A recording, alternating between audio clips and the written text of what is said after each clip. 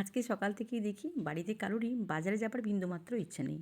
তাই আমিও কাউকে টেনশনে না ফেলে কোনো রকম তাড়াহুড়ো না করে বাড়িতে যা ছিল তাই দিয়ে লাঞ্চের আয়োজন করে নিয়েছিলাম। গরম ধোঁয়াটা ভাতের সঙ্গে প্রথম পাতে খাবার জন্য করেছিলাম লাউ শাকের চচ্চড়ি, শিম কুমড়ো আলু বেগুন দিয়েছিলাম।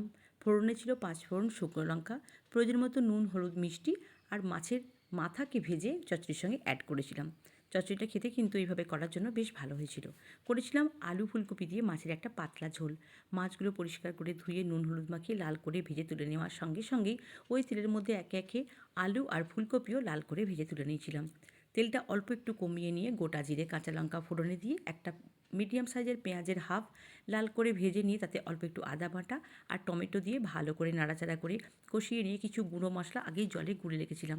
ধনে জিরে অল্প হলুদ কাশ্মীরি লঙ্কা লাল লঙ্কার গুঁড়ো অল্প একটু মিষ্টি দিয়ে জলে গোলা ছিল, সেটা দিয়ে ভালো করে মিশিয়ে নিয়ে ভেজে রাখা আলু দিয়ে ভেজে রাখা কপিগুলো দিয়ে দিয়েছি। সমস্ত মশলার সঙ্গে ভালো করে মিশিয়ে নিয়ে যেরকম ঝোল খাবো সেরকম গরম জল অ্যাড করে অল্প একটু ধনেপাতা কুচি দিয়ে ঢাকা দিয়ে মিনিট 2-3 ফুটিয়ে নিয়ে তারপর ভেজে রাখা মাছগুলো দিয়ে ঢাকা দিয়ে আরও মিনিট 3-4 রান্না করেছি। ঢাকনা খুলে ওপর থেকে একটু ধনেপাতা আর গরম মশলা দিলে তৈরি হয়ে যায় খুব সুস্বাদু পাতলা এই মাছের ঝোল। তো সেই মাছের ঝোলও দেখো এখানে নিয়ে নিয়েছি। আর করেছিলাম আজকে আমি যেটা তিলের বড়া। তিলের বড়াটা কিন্তু আমাদের বাড়ির অনেকেই খেতে বেশ পছন্দ করে। তিলটা কাঁচা লঙ্কা নুন দিয়ে বেটে তাতে কুচনো পেঁয়াজ আর অল্প একটু মিষ্টি দিয়ে মেখে নিয়ে ননস্টিকের চাটু গরম করে তাতে তেল ব্রাশ করে নিয়ে একটু সময় নিয়ে গ্যাসের ফ্লেমটাকে লোতে রেখে ভাজলেই কিন্তু বেশ মুচমুচে তিলের বড়া তৈরি হয়ে যায়। তো সেই তিলের বড়াটাও এখানে নিয়ে নিয়েছি। 1 গ্লাস জল তো ছিলই। এই ছিল আজকে আমার লাঞ্চের আয়োজন।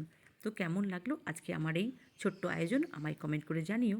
ভালো লাগলে লাইক করো, শেয়ার করো, কমেন্ট করো। টাটা।